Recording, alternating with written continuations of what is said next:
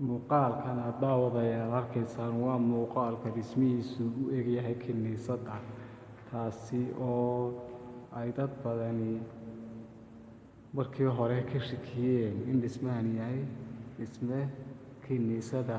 waa dhisme aad u qurux badan, waxaana la sheegay sidaad aragtaan oo mateshaa qaababka ay u samaysan yihiin kiniisaduhu.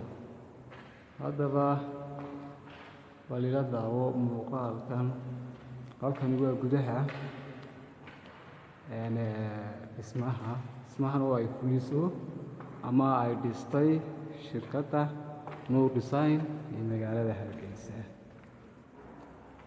run ahaantii waa dhisme cajiib ah oo aad u qurux badan, kaasi oo ay lacag badanina ku baxday. waa 2 dabaq. halkan aynu ku jirno waa daaradii dabaqa sare ayaynu ka maraynaa, kii hoose ayaynu kusoo fuulnay jaranjartaasi.